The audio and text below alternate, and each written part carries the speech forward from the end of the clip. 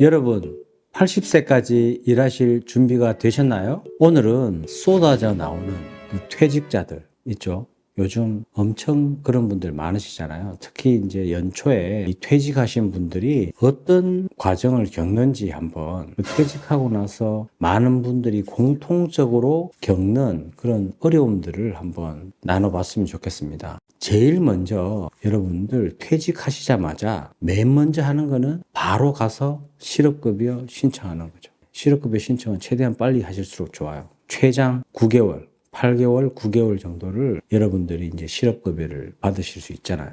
근데 사실 이제 최소한 20년, 30년, 특히 이제 한 회사에서 막 30년 이상 근무했다. 정말 이렇게 공백 없이 오신 분들 있죠. 이런 분들은 처음에는 그동안 오랫동안 열심히 일하고 살았으니까 좀 쉬어야 되겠다. 이래 생각하시죠. 근데 그분들이 이 생체 리듬, 생체 시계는 30년 동안 계속 다람쥐 쳇바퀴 돌듯이 이렇게 살아오셨기 때문에 갑자기 찾아오는 시간, 이런 거를 감당을 못 하시더라고요. 일어났는데 내가 갈 곳이 없어. 물론 처음에는 그렇게 이제 스스로 위로를 하잖아요. 이제 여행도 다니고 뭐 이러고 저러고 얘기를 해요. 좀 쉬기도 하고. 근데 쉬는 것도 한 달, 두 달이죠. 그 다음에 바로 어디론가 가는데 제일 많이 가는 곳이 이제 정기적인 생활을 했기 때문에 아침 일찍 일어나서 도서관 가는 거예요, 도서관. 이런 분들이 제일 많으세요. 근데 사실 이런 생각을 좀 해봅니다. 퇴직하시자마자 겪는 많은 사람들의 이렇게 방식을 좀 벗어나서 공부를 한번 해보시는 건 어떨까라는 생각을 해요. 근데 대부분 다가 일단은 한 1년 정도는 쉬자, 이런 생각을 하시는 것 같아요. 요즘은 9개월 정도를 실업급여를 받으시니까 그냥 쭉 가시는 거죠. 근데 이게 이제 사실은 이제 아침에 일어나면 갈 데가 없으니까 위축이 되는 겁니다. 갈 곳이 없구나. 이런 위축감이 딱 들고 집에서도 여보 이제 지금까지 고생했으니까 이제 편하게 쉬어요, 이렇게 말을 해요. 하는데 그게 한 달, 두 달 길어지잖아요. 그러면 바로 삼시기로 바뀌는 거예요.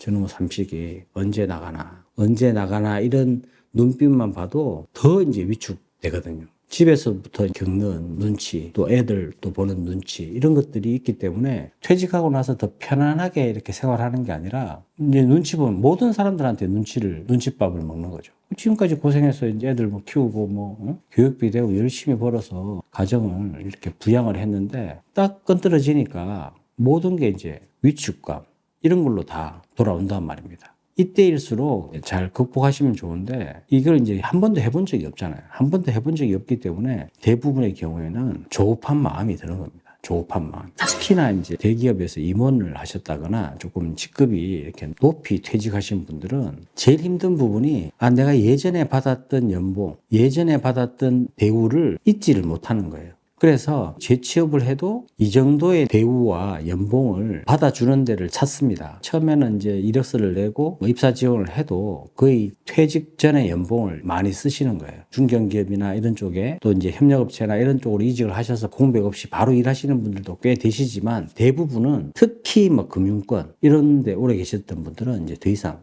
입사가 힘들거든요. 그러니까 그런 분들이 대부분 다 겪는 것이 이제 퇴직하고 나서 내가 새로운 일을 해야 된다. 근데 거기에서 맞춰서 그 정도의 연봉을 줄 수 있는 데는 없겠지만 최소한 그래도 70%, 80% 이상 되는 데를 찾아봅니다. 찾아보는 거죠. 근데 이제 실업급여가 나오기 때문에 편안하게 구할 수 있는 거예요. 사실 그런 식으로 준비를 하면은 재취업이 진짜 힘듭니다. 자기 눈높이에 맞는 데를 찾을 수가 없는 거거든요. 금방 들어갔다 나오고 하는 것이 반복이 되는데 제가 아는 분도 퇴직하고 나서 제일 힘들었던 게 재취업하는데 눈높이를 낮추는 거라고 그래요. 이분은 이제 대기업 임원으로 나오셨기 때문에 특히나 본인이 받았던 대우를 잊지 못하고 어떤 마음이 드냐면 나는 이제 잘렸지만 자기와 같이 이렇게 임원을 했던 분들은 같이 다니면서 승승장구하는 모습을 보면 상대적으로 위축감이 더 많이 든단 말입니다. 저 사람한테 내가 보여지는 모습, 비교하는 거, 이런 것들 때문에 더 스스로를 비참하게 만드는 거예요. 그래서 재취업을 해도 그런 자리 아니면 안 갈라 하고 새로운 미래 전략을 짜야 되는데 과거를 붙잡고 살면서 현재를, 미래를 이렇게 개척해 나가려고 하니까 너무 그 갭이 크기 때문에 힘들어 하시더라고요.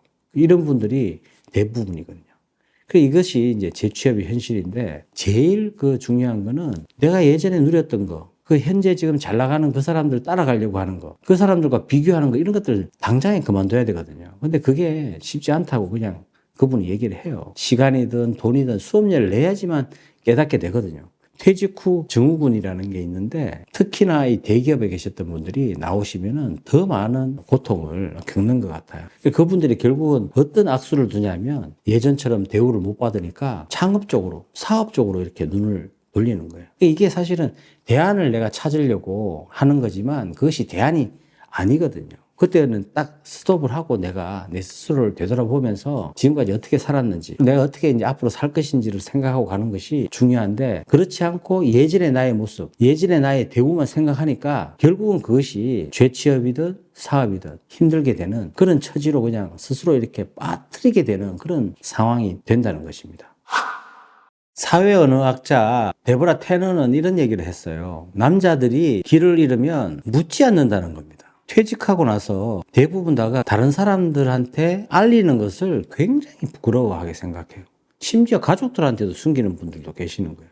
사실 퇴직은 지금 제가 은퇴라는 말 쓰지 말자고 그랬잖아요. 우리 586 베이비부머 세대들은 은퇴라는 말 쓰지 말고 전반기를 열심히 뛰어왔다. 축구도 전반전 끝나면 10분간 쉬잖아요. 그 시간이거든. 그 시간이라 생각하면 되는데 그게 안 되는 거예요. 퇴직하면 다 위축돼. 쪼그라들고 막 숨으려고 하고. 이 데보라 테넌 말처럼 길을 잃었다 생각하면 좀 더 적극적으로 이렇게 먼저 이렇게 살아냈던 사람들한테 물어볼 수도 있고, 우리 뭐 자리 잡자 채널에도 물어볼 수 있는 것이고, 또 물어보면서 서로 공유하면서 같이 가면 큰 힘이 되거든요. 내 혼자보다 여러 명이 가면 큰 힘이 된다 이 말입니다. 공동체에 가시라 제가 말씀드리잖아요. 공동체에 가셔서 여러분의 어려움을 나누다 보면 특히나 여기에서 이해관계가 엮여 있으면 안 되고 그냥 편안하게 얘기할 수 있는 그런 데 가서 나의 아픔도 이렇게 드러내다 보면 여러분들이 함께 하실 수 있단 말입니다. 퇴직하는 게 부끄러운 게 아니거든요. 열심히 지금 살아왔기 때문에 이제 잠깐의 브레이크거든요. 근데 이거를 짧은 기간 동안 뭔가를 이렇게 회복을 하려고 하는 그 마음만 버리신다면 지금까지 어떻게 보면은 막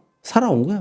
막 달려오면서. 지금부터는 나의 과거를 한번 돌아보면서 내 자신이 무엇을 좋아하는지 이렇게 생각을 해보고 최소한 한 2, 3년은 간다. 근데 그냥 가는 것보다는 제가 봤을 때는 자격증 아니면 석사 이거 한번 해보시라고 제가 말씀드리잖아요. 학부만 있으신 분들은 석사 한번 따보시라고. 충분히 그러니까 돈이 없는데 아니 투자해. 밤에 야간에 일 좀 하고 학비를 넣고 해서 아니면 요즘 사이버대도 있잖아요. 관심 있는 분야가 생긴다면 아니면 만들어서라도 한번 해보시라는 겁니다. 또 요즘 자격증만 갖고 계시면은 충분히 새로운 미래 비전을 만들어갈 수 있다고 제가 말씀드렸듯이 이제는 경기의 룰이 바뀐 겁니다. 지금까지 내가 해왔던 운동장이 아니에요. 그런 그라운드가 아닙니다. 경기 규칙이 바뀐 거예요. 어떻게 해야 되냐? 남들과의 경쟁이 아니라 내 스스로와의 전쟁, 스스로를 생각했을 때 부족한 부분을 채워나가는 모든 면에서 나이가 들수록 있잖아요. 더 평안해져야 되고 더 온유해져야 되거든요. 지금까지는 막 전투적으로 살아신 분들은 앞으로도 계속 전투적으로 살라고 하는데 그거 하지 말라고 딱 이게 스톱된 거거든요. 그러니까 이 퇴직하시면서 겪는 이 증후군들 이걸 없애시려면 이 새로운 경기 규칙, 새로운 경기 룰에 적응하셔야 됩니다. 거기에서 가장 중요한 거는요, 겸손함이에요, 겸손함. 지금까지 뭐 옛날에 내가 뭘 했니, 뭐 내가 뭐 어떤 사람이었니, 이런 얘기 좀 그만해, 이제 그만. 좀 그만하고 겸손한 마음으로 제가 지금 그렇게 살았지만 여전히 저를 불러주는 데가 없네? 여전히 내가 할 수 있는 게 없네? 눈 뜨면 내가 갈 데가 없어서 이렇게 머리가 쥐가 내리네? 완전히 머리에 쥐가 내리는 인지적 마비, 그죠? 생각 자체가 안 돼버리는 이런 사람들이 굉장히 많은 거예요. 이것이 요즘 이렇게 연초에 정말 많은 사람들이 이제 막 실업급여 신청하면서 이제 지금이야 뭐 문제가 없지만은 점점 가면 갈수록 겪는 그런 모습들이거든요. 여러분 절대 우리 586, 그죠? 베이비 부모는 똑같은 세대가 아니란 말입니다. 우리가 열심히 살아와가지고 대한민국을 제대로 이렇게 경제성장의 주축돌이 되었고요. 여러분들이 만드신 거예요. 그 앞으로 미래의 대한민국도 물론 미래 세대의 청년들이 이제 가시겠죠. 베이비 부모 586 세대들이 먼저 가면서 그런 문화를 만들어 줘야 되는 거예요. 왜? 100세 시대니까.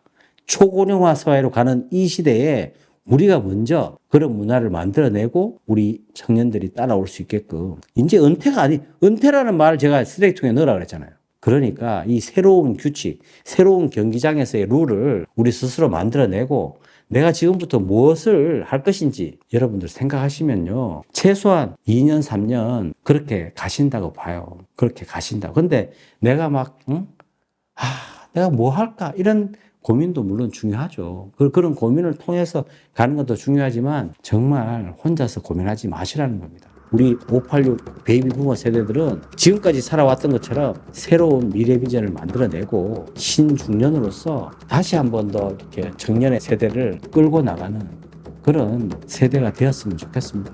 여러분 한번 해보자고요. 파이팅!